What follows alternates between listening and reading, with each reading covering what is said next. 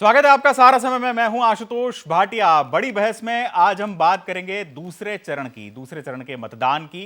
चुनावी रण का दूसरा चरण 1 अप्रैल को पश्चिम बंगाल और असम में प्रचार का शोर थम चुका है और अब बारी है मतदाता की। पश्चिम बंगाल के 4 जिलों की 30 विधानसभा सीटों पर मतदान होगा, लेकिन देश दुनिया की निगाहें नंदीग्राम पर टिकी हुई हैं, जो कि पूरे पश्चिम बंगाल चुनाव की सबसे हॉट सीट मानी जा रही है। नंदीग्राम के संग्राम में ममता हर दांव आजमा रही हैं। मंदिर दर्शन, चंडी पाठ और अब अपना गोत्र बताकर ममता बनर्जी ने न केवल हिंदू समुदाय को साधने की कोशिश की है, बल्कि बीजेपी के कार्ड को उन्हीं की तर्ज पर चलने का नुस्खा भी अपनाने की कोशिश यहां की है। 2007 में जमीन अधिग्रहण के खिलाफ आंदोलन से चर्चित हुआ नंदीग्राम एक बार फिर सुर्खियों में है और बीजेपी भी ये बात समझ रही है कि ममता को नंदीग्राम में पटखनी देने से उसका परिवर्तन का एजेंडा काफी हद तक कामयाब हो सकता है और ममता भी इस रणनीति को बखूबी समझ रही हैं। तभी तो पिछले 4 दिन से नंदीग्राम में ही ममता डेरा डाले हुए हैं। वोटर से यही अपील कर रही हैं कि कूल कूल तृणमूल, वोट पावे जोड़ा फूल और खेला होबे तो बीजेपी खाली होबे। उधर असम की बात करें तो राहुल गांधी भी मंदिरों की चौखट पर दस्तक दे रहे हैं। असम में दूसरे चरण की जिन 39 विधानसभा सीटों पर 1 अप्रैल को मतदान होना है, वहां पर मुसलमान मतदाता असरदार भूमिका में हैं और एआईयूडीएफ के सहारे कांग्रेस अपनी डगमगाती नाव को बचाने की जोड़-जुगत में है। तो इसी पर है बड़ी बहस।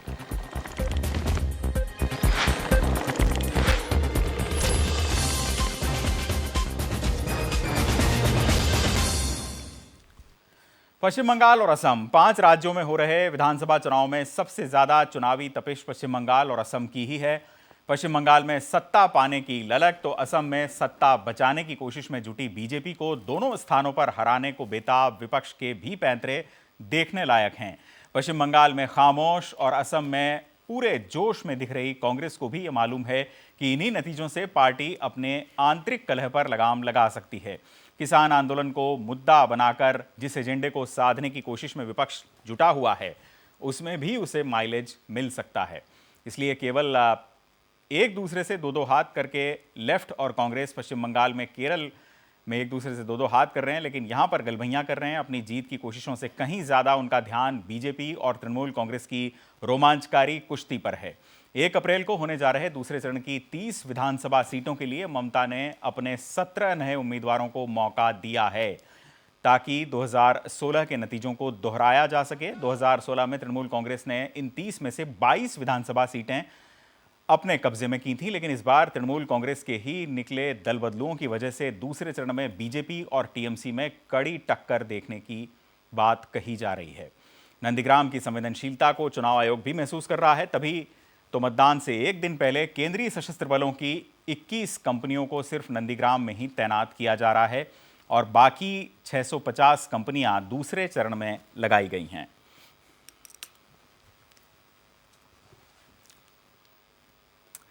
तो भारतीय लोकतंत्र की यही तो खूबी है कि सियासत चुनावी धार में सियासतदान वोटर को भ्रमित करने को, राजनीति को की नाव को किसी भी दिशा में मोड़ लेते हैं। बात विकास से चली, खेला होबे पर रुकी और फिर वो मंदिरों की चौखटों पर माथा रगड़ते हुए चंडी पाठ के स्वर्गान तक जा पहुंची और अब उसमें नया तड़का भी लगा है गोत्र का। गोत्र बताया है ममता बनर्जी ने। नंदीग्राम में हर दांव आजमाती ममता ने एक नया पैंतरा चला है कि वो शांडिल्य गोत्र की हैं, ब्राह्मण हैं। बस फिर क्या था, बीजेपी के गिरिराज सिंह ने पश्चिम बंगाल के हिंदुओं के पुराने जख्म गिनाने के साथ साथ रोहिंग्याओं के गोत्र भी पूछ डाले तो असदुद्दीन ओवैसी भी पीछे नहीं रहे। उन्होंने मुसलमानों और पिछड़ों के साथ इसे धोखा बताया। शांडिल गोत्र वाले, उनके चाहने वाले, उनके रिश्तेदार जब दुर्गा की मूर्ति का विसर्जन करने के लिए आप ही की लाठियां खाया करते थे, कोर्ट का सहारा लेना पड़ता था। दीदी आप चुप क्यों थी? रामनवमी में लाठियां खाता था, उस दिन चुप क्यों थी दीदी? आज बंगाल के शांडिल गोत्र और उनके चाहने वाले लोग पूछ रहे हैं। If she is saying that she belongs to an upper caste Brahman Hindu community and that too her gotra is Shandliya, then where should Muslims and Dalits of West Bengal go? तो देखा आपने, यानी गोत्र बताने को लेकर और शांडिल्य गोत्र बताने को लेकर राजनीति गर्मा गई है। और अब असदुद्दीन ओवैसी हों या गिरिराज सिंह, बीजेपी के तमाम नेता भी उन पर निशाना साध रहे हैं कि आखिर उन्हें इसकी दरकार क्यों पड़ी। इधर पश्चिम बंगाल के 4 जिलों की 30 सीटें और असम के 13 जिलों की 39 विधानसभा सीटों पर 1 अप्रैल को दूसरे चरण के वोट डलेंगे। मुद्दों पर घमासान और जुबानी जंग की खींचतान 30 मार्च को खत्म हो गई और अब बारी वोटर की है। बड़ी बहस में इसी पर हम चर्चा करेंगे। हमारे साथ हमारे खास मेहमान भी जुड़ रहे हैं। दिल्ली से हमारे साथ जुड़े हुए हैं ब्रिजेश राय, जो कि इस वक्त हमारे साथ स्टूडियो में मौजूद हैं। साथ ही कांग्रेस के नेता हैं ब्रिजेश। मनीष गुप्ता भी हमारे साथ जुड़े हुए हैं, राजनीतिक विश्लेषक हैं। स्वागत है आप दोनों का। भास्कर घोष बीजेपी के प्रवक्ता हैं, कोलकाता स्टूडियो में हमारे साथ जुड़ चुके हैं। साथ ही टीएमसी के नीरज राय भी हमारे साथ हैं। आप दोनों का भी बहुत बहुत स्वागत है। चर्चा की शुरुआत करते हुए मैं सबसे पहले गोत्र वाले इश्यू पर ही आऊँगा। मनीष जी, आपसे मैं समझना चाहूँगा, आपको क्या लगता है पश्चिम बंगाल में विधानसभा चुनाव के इस दूसरे चरण से ठीक पहले ये कहना कि मेरा गोत्र शांडिल्य है क्या दर्शाता है? कहीं ना कहीं ममता दीदी की घबराहट को दर्शाता है। एक एंगल से देखें तो उन्हें लग रहा है कि पोलराइजेशन का जो गेम उन्होंने शुरू किया था, जिसमें उन्हें लगता था कि मैं सारे मुस्लिम वोट एकत्र कर लूंगी और हिंदू वोटर का बंटवारा होगा तो मेरी जीत पहले की तरह पक्की है, और जिस तरीके से बीजेपी ने हिंदू मुस्लिम पोलराइजेशन किया है और सीधे सीधे हिंदू वोटों को टारगेट किया है, उन्हें लग रहा है अगर कहीं हिंदू वोट एकत्र हो गए तो मैं रह जाऊंगी। तो उन वोटों को अब वापस हिंदू वोटों को तोड़ने की, बिखराव करने की जो प्लानिंग है, उसमें उनका ये बताना है कि वो शांडिल्य गोत्र है। यानी पहली बात तो ये कहना चाहती कि मैं हिंदू भी हूं, यानी मुझे मुसलमान का नेता मत मानो, मुझे हिंदू नेता मानो, तो हिंदू वोट मिलने चाहिए, एक बात। और दूसरी बात, मैं शांडिल्य हूं, शांडिल्य मतलब ब्राह्मण हूं, तो अगर ब्राह्मणों की संख्या 25% है हिंदू वोटों में, तो भाई 25% वोट वो मेरे हैं। करदाता इस बात को कैसे, मैं कह रहा हूं मतदाता इस बात को कैसे लेते हैं ये अलग विषय है, लेकिन वो सीधे सीधे हिंदू और मुख्य रूप से कहना चाहती है मैं ब्राह्मण हूं। भारतीय जनता पार्टी इसको हिंदुओं के वोटों में सेंध लगाने की तरह से देखेगी, तो कहीं ना कहीं ये इशारा देगी कि देखो ये अब ब्राह्मण वर्सेस नॉन ब्राह्मण, एक गैर ब्राह्मण की कोई बात छेड़ने वाली है।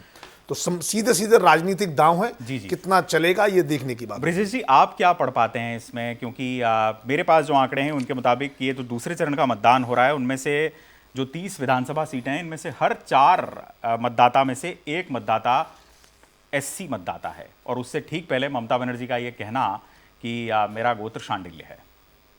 आशुतोष जी, सबसे पहले तो मैं ये बताऊं कि चाहे वो भाजपा हो या टीएमसी हो, ये सब लोग सिर्फ धर्म की राजनीति करते हैं। अब आज राहुल गांधी जी कामाख्या मंदिर गए हैं असम में, या ममता जी मंदिर में गई हैं, कांग्रेस पार्टी हमेशा से ही धर्मनिरपेक्ष पार्टी रही है। और ये वोटों की राजनीति जो ये ममता दीदी कर रही हैं या बीजेपी कर रही है, ये इसी राजनीति के तहत ये लोग सत्ता में आए। और मुझे बहुत कई बारी कहने में ये दुख भी होता है कि भारत की जनता अब तक जागी नहीं, लेकिन अब वो जाग रही है। आप देखिएगा, बंगाल चुनाव है या असम का चुनाव है, अब लोग जैसे एक हमारे राहुल जी के लिए कहा जाता है कि वो सब धर्म को मानते हैं, वो मंदिर कामाख्या मंदिर भी गए, बद्री विशाल को भी मानते हैं, हमारे जगदीश शर्मा जी हैं या हमारी पार्टी के जो भी लोग हैं। कांग्रेस की एक विचारधारा रही है।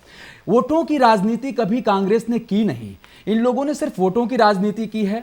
और वोटों की राजनीति को जनता बहुत समझदार हो चुकी है आशुतोष जी, वो बहुत जल्दी ही इनको सबक सिखाएगी। असम में हम लोग जीत रहे हैं और बंगाल में आप देखिए कि बीजेपी अपनी तरह से मंदिर मस्जिद में जा रहे हैं, ममता दीदी अपना गोत्र बता रही हैं। तो गोत्र तो देखिए हिंदुस्तान में, भारत में हिंदू मुस्लिम सिख ईसाई आपस में है भाई भाई, सारे मिल करके एक साथ रहते हैं। हम लोग भी भगवान को मानते हैं, बद्रीनाथ जी को मानते हैं, कामाख्या देवी का मैं बहुत बड़ा बहुत पूजा करते हैं हम लोग।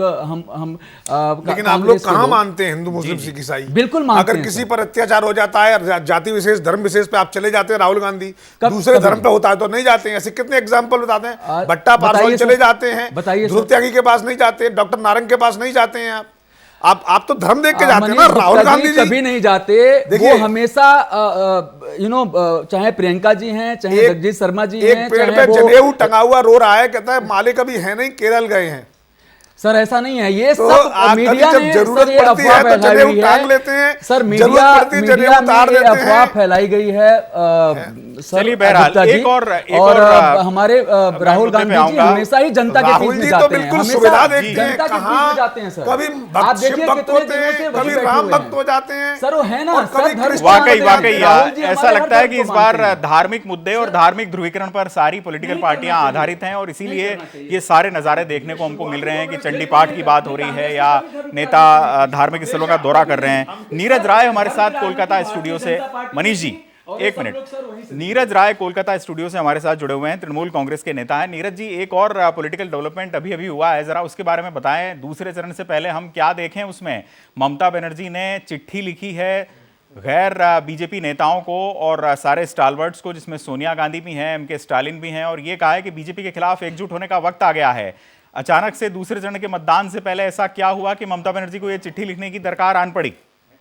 देखिए, बात ऐसी है आशुतोष भाई, यह फांसीवाद ताकत है भारतीय जनता पार्टी, और ये पंथ के सहारे ये देश को भ्रमित करने का काम करने वाले आज बंगाल को भ्रमित करने गए हैं। तो हम विपक्ष को चिट्ठी लिखते हैं जो हमारी विचारधारा से मेल खाते हैं, तो उसमें कोई गलत नहीं है। और भारतीय जनता पार्टी आज हर तरह से फ्लॉप हो गई, तो इसके बयान भी रहे, तरह तरह के तमाम नाना प्रकार के बयानों से सुसज्जित शब्दों का प्रयोग कर रहे हैं। बंगाल का चुनाव भारतीय जनता पार्टी बुरी तरह से हार रही है, और बंगाल का चुनाव भारतीय जनता पार्टी के ताबूत में आखिरी कील होने जा रहा है। उसका उदाहरण बता दूं आपको कि देश का प्रधानमंत्री देश की गरिमा को ताक पे रख के, देश का गृह मंत्री, इनके 500 से ऊपर नेशनल और इंटरनेशनल स्तर के नेता किससे लड़ रहे हैं? एक मुख्यमंत्री, एक प्रदेश की मुख्यमंत्री के खिलाफ मुद्दों से भटकने के बाद सिर्फ बयानों का तीर चलाने का काम कर रहे हैं। देश के अंदर रोजगार कितना दिए इस पे बात नहीं करना चाहेंगे। डबल इंजन की जहां जहां सरकारें रही हैं, वो सरकारें 2018 में क्यों छीन ली गई है, इस पे ये बात नहीं करेंगे। बंगाल से आगे चल रही हैं, बंगाल से आगे चल रही है सरकारें। अब कौन बोल रहा है भाई? कौन बीच में भूकने लगा? किसके बीच में हम बोले कि जो बीच में आप बोल रहे हैं? नहीं कोई नहीं बोल रहा। नहीं, बंगाल नहीं, आप अपनी बात पूरी कीजिए। नहीं, देख लीजिए 2018 से देख लीजिए, राजस्थान, मध्य प्रदेश और छत्तीसगढ़ ने इनको क्या किया? पानी पिला दिया। 19 में महाराष्ट्र का स्थिति, 20 में आते आते इनका दिल्ली में ये 60 से ऊपर सीट जीतने वाले, 7 लोकसभा जीते हुए थे, 7 पे आ गए ये लोग। वहां पर उत्तर प्रदेश की स्थिति देख लीजिए नीरज जी, स्तर से। नीरज जी, मैं आपसे ये जानना चाहता हूं कि ममता बनर्जी अकेली स्टार प्रचारक हैं तृणमूल कांग्रेस की, जिन पर पूरे पश्चिम बंगाल की जिम्मेदारी है। बीजेपी के पास तो फिर भी बहुत सारे नेता हैं जो कि उन्होंने वहां पर चुनाव में झोंके हुए हैं। ममता बनर्जी का लगातार 4 दिन तक नंदीग्राम में ही डेरा डाले रहना क्या दर्शाता है? हाँ, ममता बनर्जी जी वहां पे प्रत्याशी भी हैं आशुतोष भाई। एक प्रत्याशी वहां पे 4 दिन रहे या पूरा 400 दिन रहे, या प्रत्याशी के ऊपर डिपेंड करता है। और रही बात भारतीय जनता पार्टी और हमारे अकेले स्टार प्रचारक की, अब इतना ही बंगाल ही नहीं पूरा देश देख रहा है कि 294 सीटों पे हर सीट पे इनके 10 झूठ पंथ के स्टार प्रचारक पहुंचे हुए हैं, जो कि अपने यहाँ सभासद नहीं जिता पाने वाले लोग वहां पर पहुंचे हैं। तो ममता बनर्जी जी को पूरा देश और बंगाल देख रहा है कि भारतीय जनता पार्टी एक नेता के खिलाफ कितना रणनीति अपना रही है, और बंगाल की जनता इनको बैरन वापस करके फिर हमको सत्ता में ला रहे। चलिए, एक नेता के खिलाफ भाजपा एकजुट है और इतने सारे नेताओं को झोंके हुए हैं। भास्कर घोष जी का रुख करेंगे, बीजेपी के स्पोक्स पर्सन है, कोलकाता स्टूडियो से हमारे साथ जुड़े हुए हैं। भास्कर जी, एक नेता के खिलाफ आपने बीजेपी की पूरी टीम को पश्चिम बंगाल में उतार दिया है, और इस बीच ममता बनर्जी ने भी चिट्ठी लिखी है, बीजेपी के खिलाफ एकजुट होने का वक्त आ गया है, क्या कहेंगे? आशुतोष जी, मैं सबका सुन रहा था। मैं सबसे निवेदन करूंगा कि वो बीच में ना बोले, क्योंकि ममता बनर्जी टीएमसी का एक नेता है, बाद बाकी सब नेता है। नेता एक ही पोस्ट है, बाकी सब लैंप पोस्ट है। आज आप देखिए, ममता बनर्जी को अपने आप को हिंदू जाहिर करने के लिए क्या कुछ नहीं कर पा रहे हैं। चंडी पाठ कर रहे हैं, सरस्वती मंत्र भूल भाल पाठ कर रहे हैं, और जो भी मंत्र पाठ कर रहे हैं उसके बाद वो आजान भी दे रहे हैं। और उसके बाद जब कुछ काम नहीं आया, पहला चरण में जब 26 सीट हम लेके जा रहे हैं, तब उन्होंने ये भी जाहिर कर दिया कि भाई हम ब्राह्मण हैं। मैं पूछता हूं इस देश का कौन ब्राह्मण अजान देते हैं, नमाज पढ़ते हैं? क्योंकि अगर वो ब्राह्मण है तो नमाजी ब्राह्मण नहीं है। नहीं तो भास्कर जी, भास्कर जी मुझे लग रहा भास्कर है, जी, एक मिनट मैं बोलूं। बीजेपी मुझे शुभेंदु लग रहा है अधिकारी, जिस तरह शुभेंदु अधिकारी का एक सोशल मीडिया पर उनका एक चित्र काफी वायरल हो रहा है जिसमें वो नमाज पढ़ते हुए नजर आ रहे हैं। आपके नेता हैं और ये बीजेपी में शामिल होने के बाद चंद रोज पहले वो नमाज पढ़ रहे थे। देखिए, यही शुभेंदु अधिकारी ने पहले दिन बताया कि हम 70 के लिए लड़ रहे हैं, 30 के लिए नहीं। 70 का हिसाब जब उनको लगा ममता बनर्जी को कि 70 का हिसाब तो उनका पक्ष में नहीं जा रहा है, तब अपने आप शांडिल्य गोत्र हो गए। यही ममता बनर्जी दुर्गा पूजा का भाषण बंद कर देते हैं, यही ममता बनर्जी सरस्वती पूजा बंद कर देते हैं। आज वो कहते हैं ना, पाप बाप को भी नहीं छोड़ता, तो आज वो पाप जो किए हैं 10 साल से, आज बाप को भी नहीं छोड़ रहा है जी। आप लोग और कांग्रेस का हालत तो इससे भी बदतर है। कांग्रेस का प्रवक्ता ने बताया राहुल गांधी सबके साथ सबका विकास करते हैं। बिल्कुल जब करते हैं राहुल सर, गांधी धर्म की राजनीति जनाधारी नहीं ब्राह्मण करते। बोले थे, धर्म की राजनीति राहुल गांधी कभी नहीं करते जनाधारी सर, ब्राह्मण बोले आप थे, लोग करते हैं। सुनने का धैर्य रखिए। चलिए हम रुक करेंगे। सोमनाथ- हमारे मनीष जी, मैं आपसे ये जानना चाहूंगा कि नंदीग्राम में एक हाई प्रोफाइल मुकाबला हो रहा है जो कि पश्चिम बंगाल का हम सबसे महत्वपूर्ण मुकाबला कह रहे हैं, जहां पर शुभेंदु अधिकारी हैं जो कि पूर्व सिपहसालार हैं ममता बनर्जी के। इस बार दोनों अपनी अपनी पार्टियों से उम्मीदवार हैं और ये सबसे हाई प्रोफाइल मुकाबला है। यहाँ पर अगर पिछली बार की मैं बात करूँ तो नंदीग्राम में 2,31,000 कुल वोटर थे 2016 के चुनाव की बात करें। इनमें से 1,34,623 वोट शुभेंदु अधिकारी को मिले थे और बीजेपी को मात्र 10,713 वोट। ये वोट शुभेंदु अधिकारी को मिले थे या फिर तृणमूल कांग्रेस की आइडियोलॉजी को? देखिए, चाहे नंदीग्राम हो या नई दिल्ली हो, किसी भी पार्टी या किसी भी जब उम्मीदवार को वोट मिलते हैं तो उसके पीछे एक रीजन नहीं होता। पार्टी की आइडियोलॉजी, पार्टी की छवि और उसके बाद विरोधी में कौन खड़ा है, क्या वो जीतने लायक है, उम्मीदवार की निजी क्षमता, और इसके अलावा बहुत सारे फैक्टर, उसकी जाति, और उसके बाद उसका कोई ऐसा व्यक्ति जो उससे संपर्क में है, सीधे संपर्क में है। ऐसे बहुत सारे फैक्टर हैं जो इफेक्ट करते हैं। लेकिन जब मास वोट एक तरफ होता है तो उसमें फैक्टर घट जाते हैं। जैसे वहां आप ये कह सकते हैं या तो शुभेंदु अधिकारी या टीएमसी इनको वोट मिले, या उस समय की टीएमसी आइडियोलॉजी और आइडियोलॉजी से अलावा विश्वास कि नंदीग्राम में जो हो रहा है, ममता दीदी जो कह रही है कर रही है वो ठीक है। उस समय शुभेंदु अधिकारी को जो वोट मिले कहीं ना कहीं टीएमसी की आइडियोलॉजी को मिले। लेकिन अब इसमें फर्क क्या है, नंदीग्राम को क्या मिला? जो प्लांट सानंद चला गया, वहां क्या रिजल्ट मिला? उनकी जमीन रह गई बंजर, उनके बैंक हो गए खाली, सानंद के बैंकों में पैसा फैल रहा है, बाप लौटाना पड़ रहा है, और यहां बैंक खाली है, मजदूरी मिल नहीं रही, जिन लोगों ने जमीन खरीदी थी उन्हें औने पौने दामों बेचनी पड़ रही है, कृषि हो नहीं रही। तो ऐसे में सीधे सीधे जो विजन नंदीग्राम का ममता बनर्जी और टीएमसी ने दिया था, कहीं ना कहीं जनता को ये समझ में आ गया होगा कि इस आइडियोलॉजी पर, इस विजन पर हमें क्या मिला।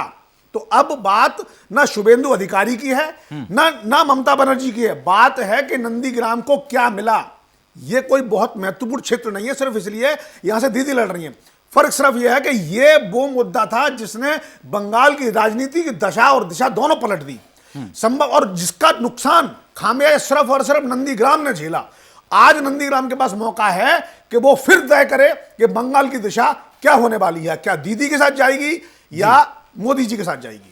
ये बेहद महत्वपूर्ण सवाल है कि नंदीग्राम का मतदाता इस बार किसको चुनेगा। बड़ा सवाल यही है। यहाँ पर शुभेंदु अधिकारी निश्चित रूप से एक तृणमूल कांग्रेस के बड़े नेता अब थे अब तक, लेकिन क्षेत्र में खासतौर से उनका प्रभाव है और उन्होंने भी ये दावा किया है कि 50,000 वोटों के अंतर से अगर मैंने अपने प्रतिद्वंदी को नहीं हराया तो मैं राजनीति छोड़ दूंगा। आगे क्या होगा ये हम देखेंगे। लेकिन भास्कर जी, मैं आपका रुख करना चाहूँगा। आप बीजेपी के नेता हैं। जनरली ये देखा जाता है कि किसी स्टेट में जब विधानसभा के चुनाव होते हैं तो जनता स्ट्रांग लीडर को चुनती है। जैसे देश में बीजेपी का प्रभाव होता है, दिल्ली में भी बीजेपी एक काफ़ी प्रभावशाली पॉलिटिकल पार्टी है। लोकसभा की वो भले 7 सीटें जीत जाएं, लेकिन जब विधानसभा के चुनाव होते हैं तो जनता स्ट्रांग लीडर को चुनती है, आम आदमी पार्टी को चुनती है। इस दृष्टिकोण से अगर देखें तो पश्चिम बंगाल का कोई बड़ा चेहरा बीजेपी के पास नहीं है और पश्चिम बंगाल में निर्विवाद रूप से ममता बनर्जी ही सबसे बड़ी नेता हैं। कितनी बड़ी चुनौती मानते हैं आप अपने लिए ये? देखिए, पहले बात है, बीजेपी इस इलेक्शन में सबसे बड़ा जो नारा हमारी है वो है डेवलपमेंट या उन्नयन की नारा है। आज शुक्ला जी बहुत अच्छी तरह बता रहे थे कि आज नंदीग्राम क्या है। आज ममता दी आज स्वीकार कर रहे हैं कि नंदीग्राम में जो पुलिस फायरिंग हुई थी वो पुलिस थी कैडर, यानी पुलिस फायरिंग के बाद आज 10 साल बाद उनको याद आ रहा है और कैडर के ऊपर छोड़ रहे हैं। वो कैडर वो कह रहे हैं कि शुभेंदु जी ने घुसाया था, लेकिन कैडर घुसा, लोग मरे, नंदीग्राम विख्यात हो गया, लेकिन नंदीग्राम को डेवलपमेंट क्या हुआ? आज मोदी जी कह रहे हैं कि ममता दी लाठी मारना है तो मेरा माथे पे मरो, लेकिन उन्नयन पे मत मारो। हमारे आज का मुद्दा यही है कि नंदीग्राम को भाजपा उन्नयन की तरफ लेके जाएंगे और इसके लिए शुभेंदु अधिकारी हमारे नेता होंगे। तो क्या बीजेपी तो हमारे सीएए लागू नेता करेगी? जो है, बीजेपी सीएए लागू करेगी क्या? बीजेपी सीएए लागू करेगी? बीजेपी का मुद्दा सीए आज नहीं, हम तो सीए आज का नहीं है, पूरा जहां जरूरत बिल होगी पास वहां कर रहेगा चुके मुद्दा। हैं। जहां पे Different- जरूरत होगी और सर, ये वहां पे different बीजेपी का statement, मुद्दा different रहेगा कि सीए लागू करना है कि नहीं करना है, आशुतोष जी तो इसीलिए और गुप्ता जी। इसीलिए हमारे जो कैप्शन है, हमारे जो नारा है वो है उन्नयन की नारा। और ममता दी 10 साल में जितना नंदीग्राम देश का में उन्नयन किए हैं एक वही छोटा नारा। मुद्दे के हिसाब से लागू हरियाणा में करेंगे। कितना अपना उन्नयन कर देश दिया में आपने? उन्नयन आपने और किया। करेक्ट है गुप्ता जी, हमारा बहुत मुद्दा किया है। नहीं लगता नहीं देश भास्कर के जी, अंदर आपने भास्कर किया जी, ये जो नहीं। सीएए का मुद्दा हाँ, है, बोलिए। मैं आपसे ये जानना चाहता हूं, कोई भी कानून पारित होने के बाद 6 मंथ्स के अंदर उसके जो नियम हैं वो बन जाते हैं, क्या कारण है कि इसके अभी तक नहीं बन पाए? इसका 2 कारण है। एक तो सीए बिल आने के बाद इसका जो कानून बनने का प्रक्रिया बहुत लंबा चला और ये पैंडेमिक जो चल रहा था, ये पैंडेमिक के चलते इसके ऊपर थोड़ा सा टाइम लग रहा है।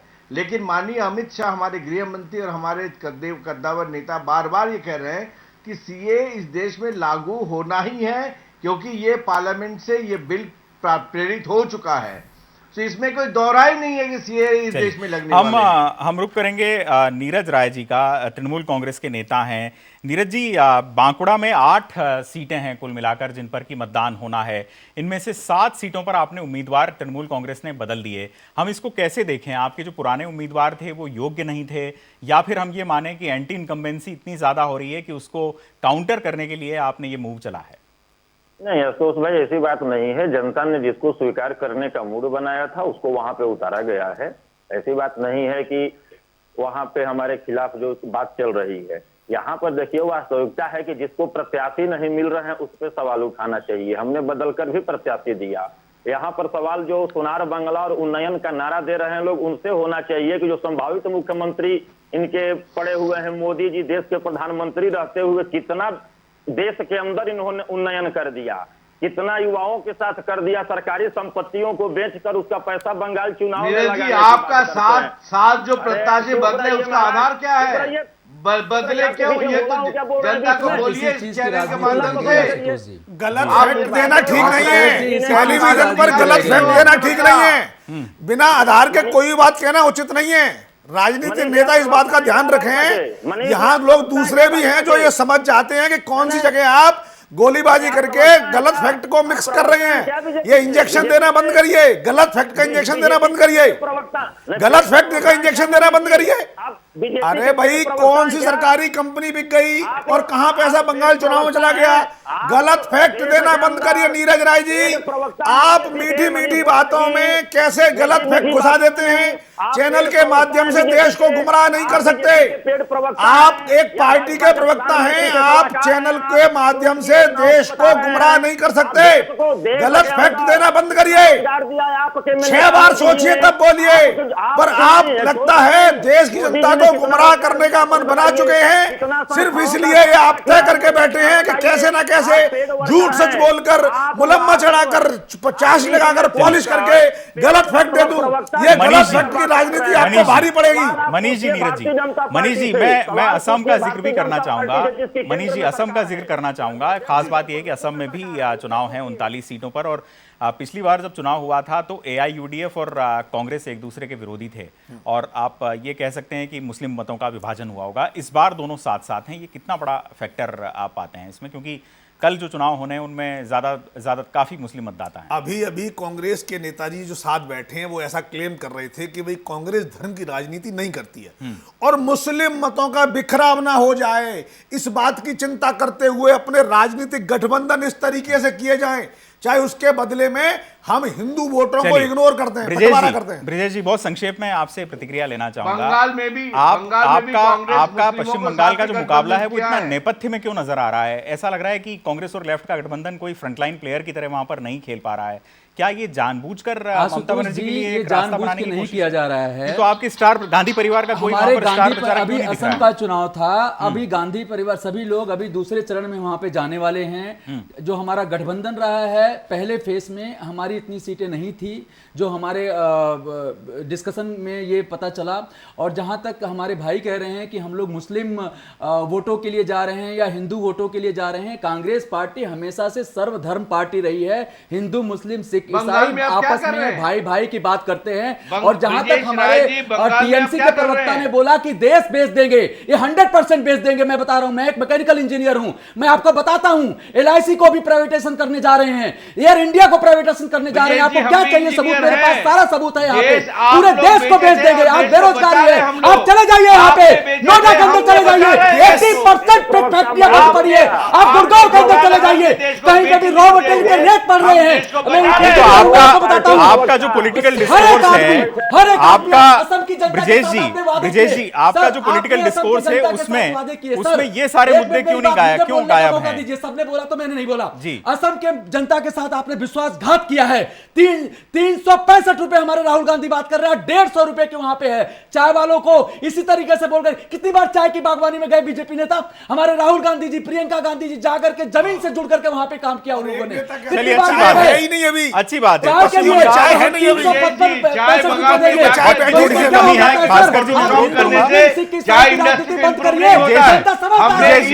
बजट में 100 करोड़ रुपए साफ तौर पर देखा जा सकता है कि चाहे पश्चिम बंगाल का विधानसभा चुनाव हो या फिर असम का विधानसभा चुनाव, दरअसल स्टूडियो में जो वातावरण है वो जिस तरह का है वैसी ही तस्वीर धरातल पर भी है। आप ये कह सकते हैं कि ध्रुवीकरण ही एक ऐसा विषय है जो कि इन चुनाव का परिणाम निर्धारित कर सकता है, और ध्रुवीकरण जब होता है तो फायदा किसको होता है और किसको नुकसान होता है ये भी समझना मुश्किल नहीं है। बड़ी बहस में फिलहाल आज के लिए मेरे साथ इतना ही। फिलहाल हम शुक्रिया करेंगे ब्रजेश राय जी, कांग्रेस के नेता, हमारे साथ जुड़े, आपका बहुत बहुत धन्यवाद। मनीष जी, आपका भी धन्यवाद। भास्कर घोष जी और नीरज राय, आपका भी बहुत बहुत शुक्रिया। वक्त एक ब्रेक का है, हम जल्द हाजिर होते हैं।